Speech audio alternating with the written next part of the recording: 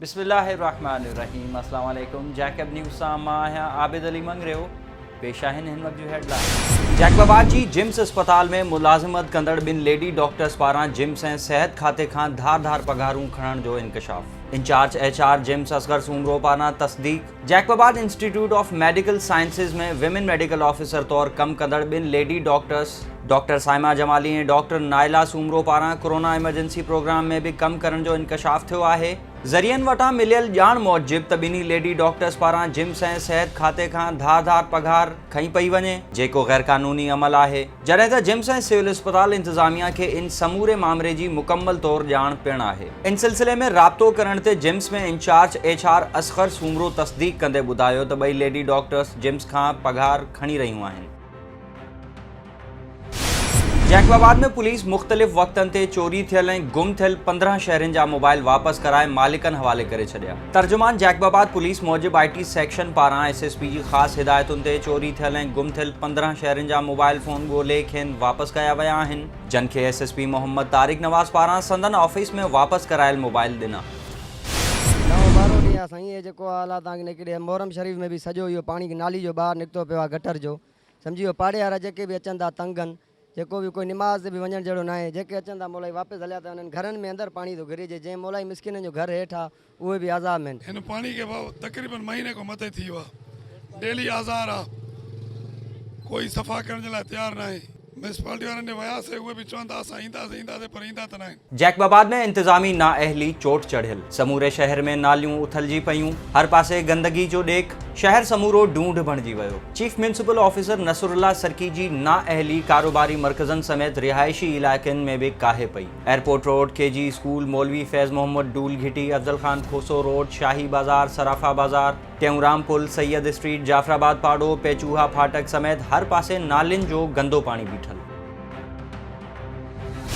चुल में जसाफ जे अगूणे सदर शहीद गुलाम मुर्तज़ा उर्फ साकिब बुर्रो जी 10वीं वरसी तकरीब कोठाई वई। मज़ार ते भी हाज़िरी, गुलन जी वर्खा, लफ्ज़नि जी भेटा पेश। जसाफ जे अगूणे सदर गुलाम मुर्तज़ा उर्फ साकिब बुर्रो जी 10वीं वरसी तकरीब SUP हाउस में मल्हाई वई, जंहिंमें STP कंदकोट जे सदर अकरम बाजकानी, जमाल जोश बुर्रो, इमदादुल्ला बिजारानी, सफ़ीउल्ला सोहरानी, एजाज कंडरानी, सरवान लाशारी, जावेद सागर, निसार तुन्यो, गुलाम हुसैन कंडरानी, अर्ज बंगलानी, आरिफ करीम मुगल ऐं ॿियनि शिरकत करे शहीद खे भेटा पेश कई। शिकारपुर में पाकिस्तान तहरीक इंसाफ ज़िला सदर आगा अब्दुल कादिर ख़ान ऐं ॿियनि आगा हाउस ते प्रेस कॉन्फ्रेंस कंदे चयो आहे त शिकारपुर शहर तबाही जे किनारे ते पहुची वियो आहे, केर मालिकी करण लाइ तयार न आहे। ज़िले जो अमन अमान काफ़ी ख़राब थी चुको आहे। पुलिस ॾोहारियुनि बाबति ॿिट बणियल आहे, पुलिस ॾोहारियुनि सां ॿिट बणियल आहे। हुननि वधीक चयो त शिकारपुर जे जर जो पाणी ख़राब थी चुको आहे। शहर जी सिम शाख ते ऐं म्यूनसिपल जे खूहनि ते कब्ज़ा थी विया आहिनि। सिविल अस्पताल में एम्बुलेंस जी सहूलत मौजूद नाहे, डॉक्टर ड्यूटी करण लाइ तयार न आहिनि। DHO doctor Shabbir Sheikh office में वेही डांस करे थो। शिकारपुर जे ऑफिसर्स पंहिंजो क़िबलो दुरुस्त न कयो त संदन ख़िलाफ़ तहरीक हलाई वेंदी। रिया रोड में सहाबाए रसूल जी शान में गुस्ताखी कंदड़नि ख़िलाफ़ अहले सुन्नत वल जमात ऐं तहरीक लबैक या रसूल अल्लाह पारां सैयद वकार हुसैन शाह, फ़कीर गुलाम मोहम्मद कीरियो, अरसलान मलिक ऐं शाहिद रिज़वी जी अॻवानी में फारूक आज़म चौक खां रेलवे मस्जिद ताईं हिकु एहतजाजी रैली कढी वई। रैली खे अॻवाननि ख़िताब कंदे चयो त सहाबाए रसूल जन जी शान में कंहिं बि क़िस्म जी का गुस्ताखी बर्दाश्त न कबी। नबी करीम जे सहाबा ख़िलाफ़ ग़लीज़ ज़ुबान इस्तेमाल कंदड़नि ख़िलाफ़ फ़ौरी तौर एक्शन वठी खेनि गिरफ़्तार कयो वञे।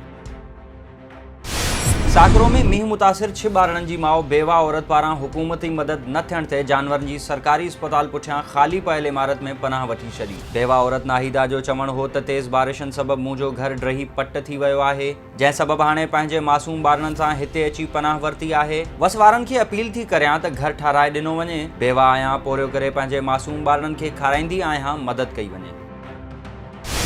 पठोरो में अवामी तहरीक ज़िला सजावल पारां सिंध जे विरहाङे जी साज़िश, धारियनि जी आबादकारी, कराची बाबति जोड़ियल वफ़ाक़ी कमेटी, पीपल्स पार्टी जी नाक़िस कारकर्दगी, सिंध जूं लखें एकड़ ज़मीनूं नीलाम करण, सिंध जी क़ीमती ज़मीननि ते कब्ज़े ऐं गैर क़ानूनी जबरी विकिरे, सिंध जे पाणी मथां डैमनि ज़रिए लॻंदड़ धाड़नि, ॿोॾि मुतासिरनि जी वाहुर न थियण ऐं ॿियनि सिंध दुश्मन मंसूबनि ख़िलाफ़ मरकज़ी नायब सदर हुरुन्निसा पलीजो, परवेज़ मेमण, हुसैन आज़ाद, सागर परियाड़, अज़ीज़ मेमण, साजदार रज़ाक परियाड़, अयूब बायतार, दरिया ख़ान ज़ोमर ऐं ॿियनि जी अॻवानी में रैली कढी एहतजाजी मुज़ाहिरो कयो वियो।